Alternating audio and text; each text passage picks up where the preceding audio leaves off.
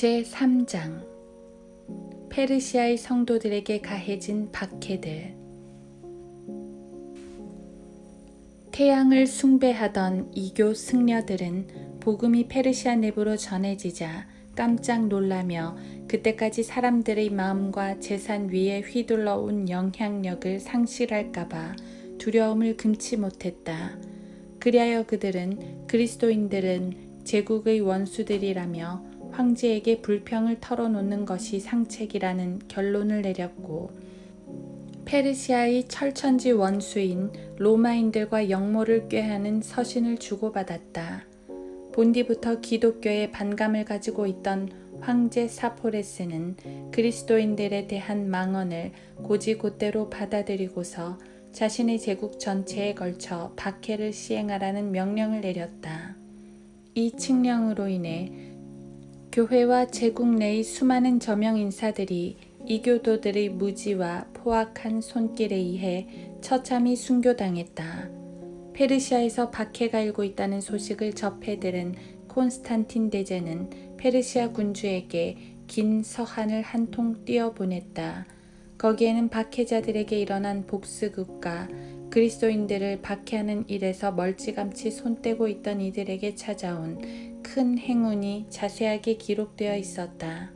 이러한 호소 덕분에 박해가 당분간 꼬리를 감췄으나 그 후 수년이 지나 다른 왕이 페르시아의 권좌에 등극하면서 다시 고개를 들기 시작했다. 아리우스 이단들이 자행한 박해들. 아리안 이단 교리를 처음으로 펼친 자는 리비아 태생 알렉산드리아 수도 승인 아리우스였으며, 그는 AD 318년에 자신의 오류들을 책으로 찍어내기 시작했다.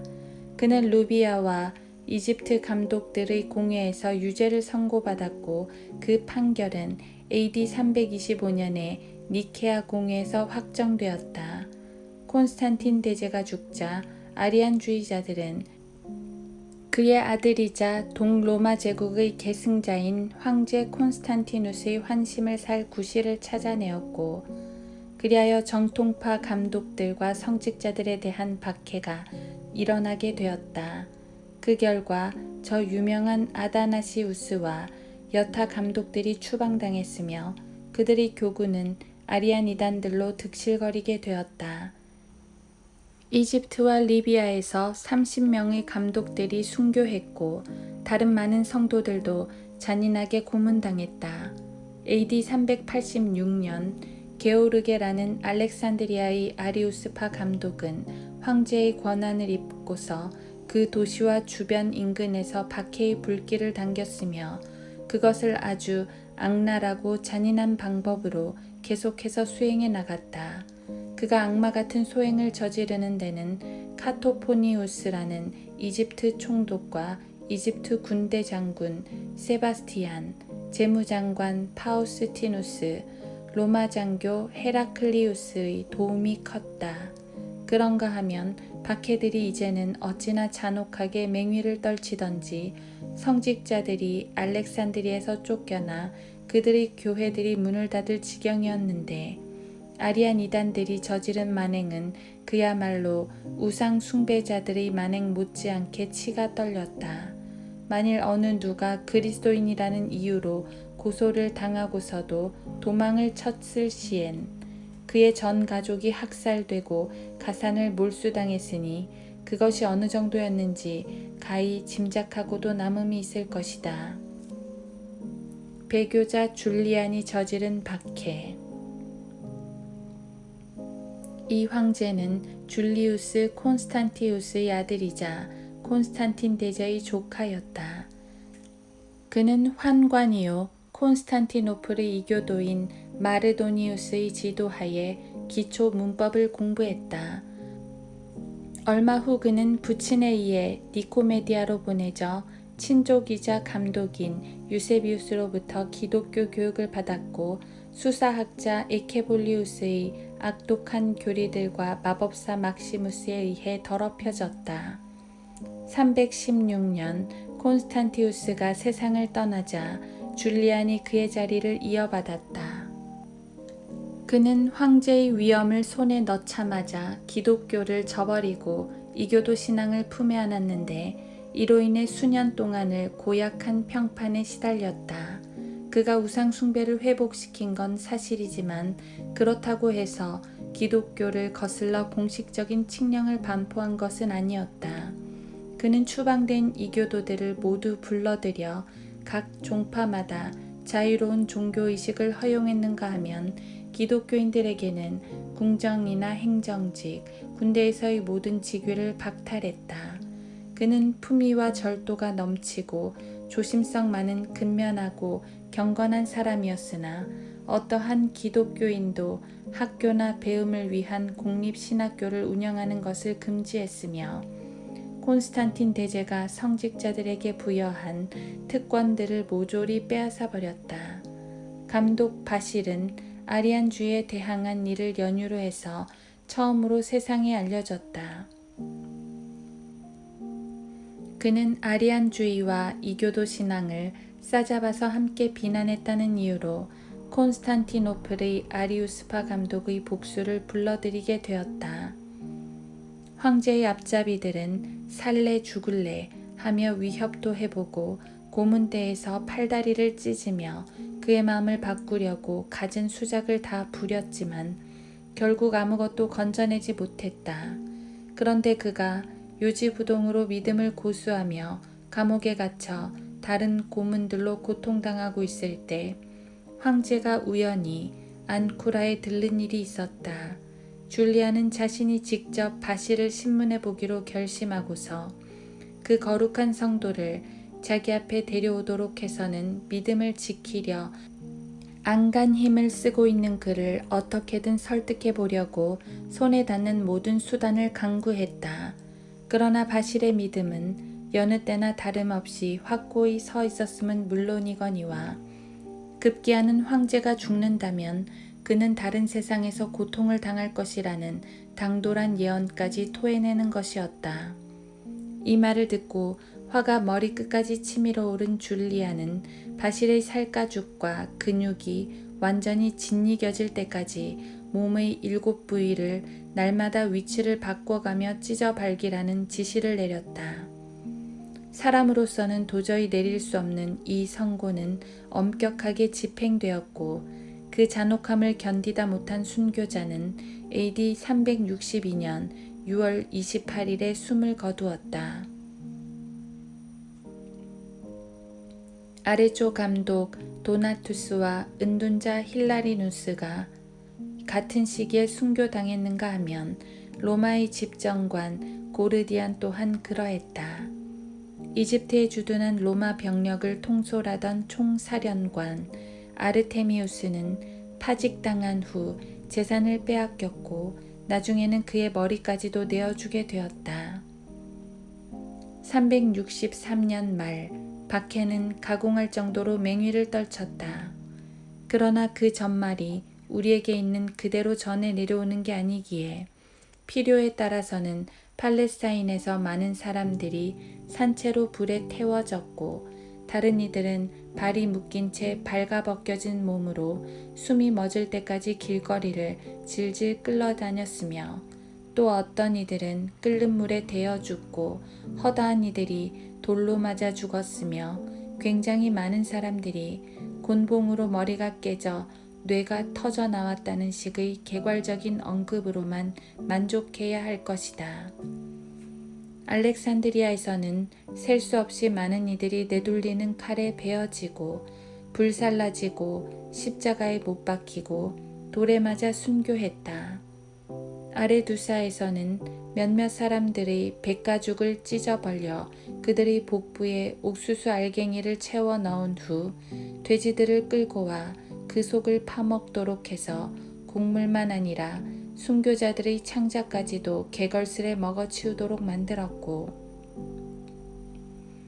트라키아에서는 에밀리아누스가 화형대에서 불살라지고 도미티우스가 피신해 있던 동굴 속에서 살해당했다.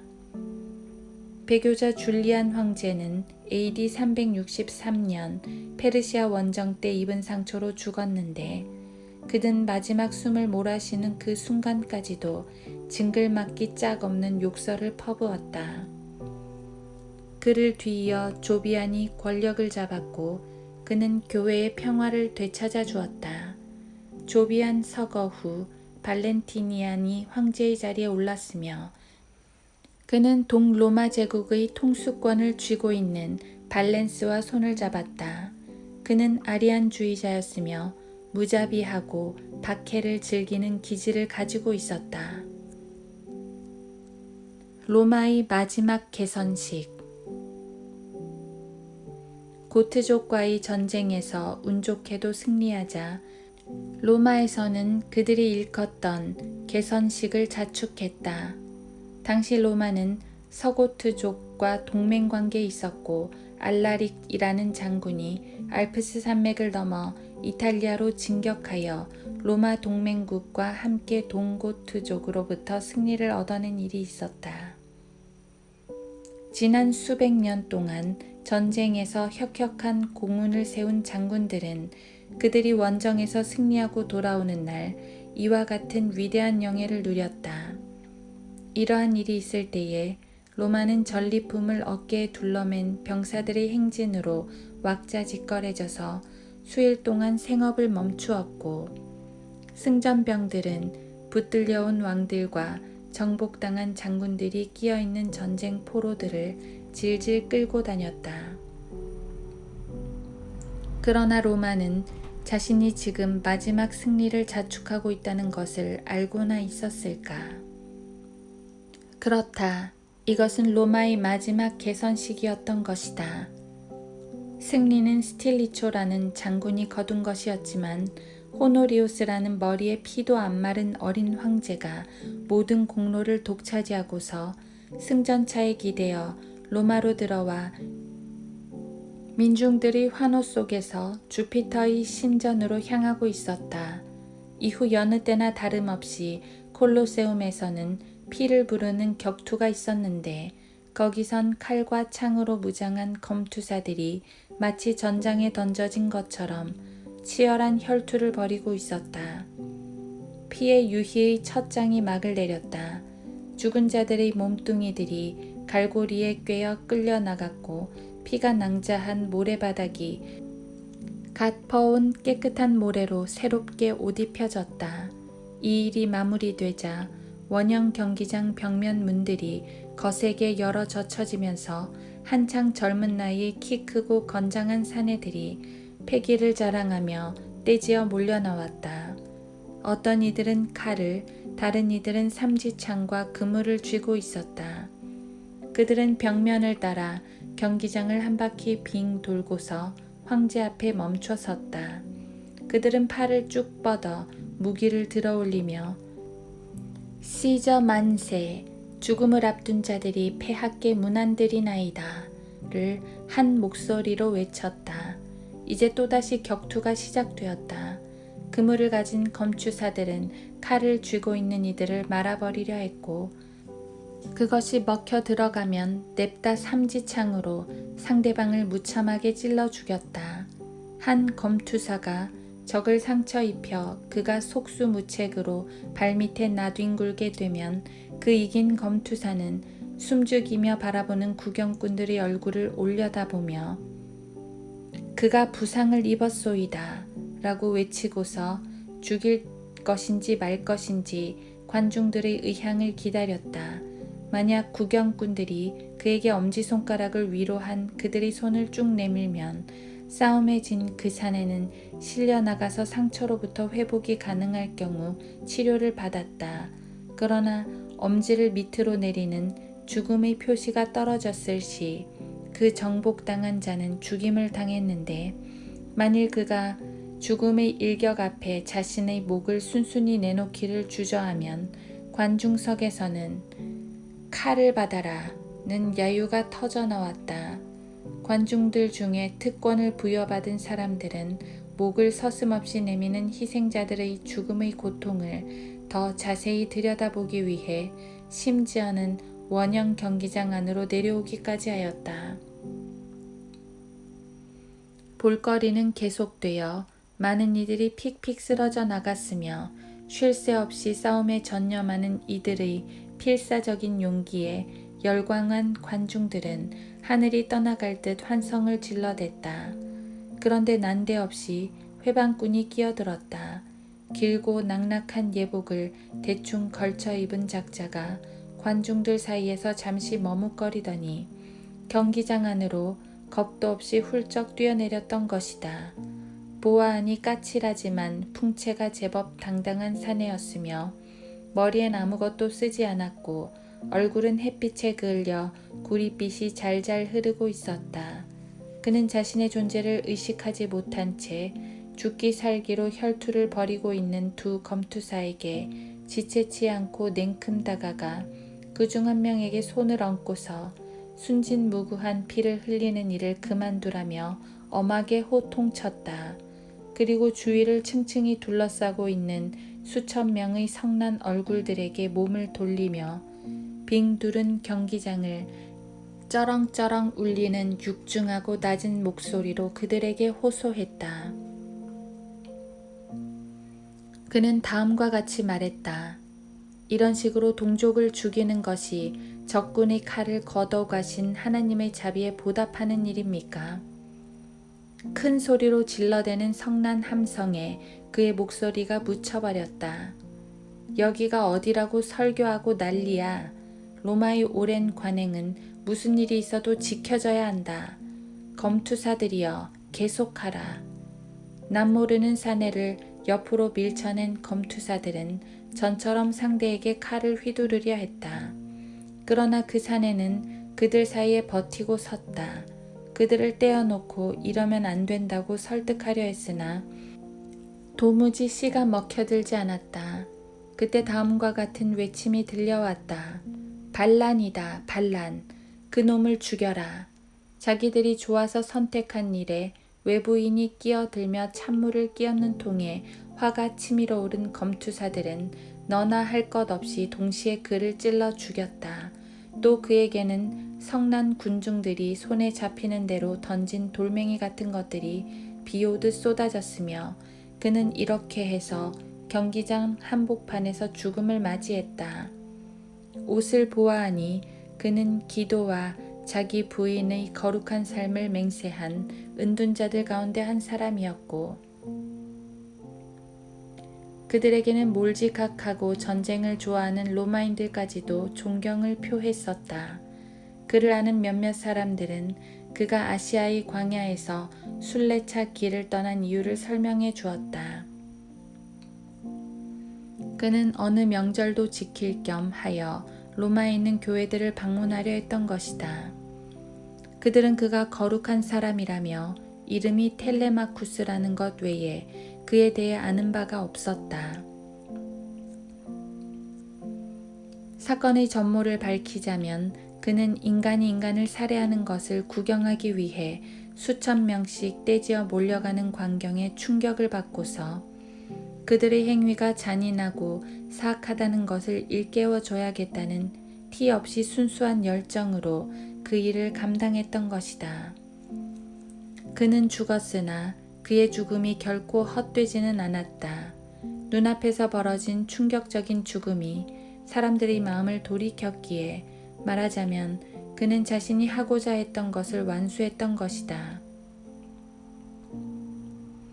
그들은 그들이 맹목적으로 즐기며 흠칫 젖어 있었던 그 악습이 참으로 가증스럽다는 것을 깨달았고 그리하여 텔레마쿠스가 콜로세움 안에서 쓰러져 죽은 날부터는 그곳에서 검투사들의 혈투를 더 이상 찾아볼 수 없게 되었다.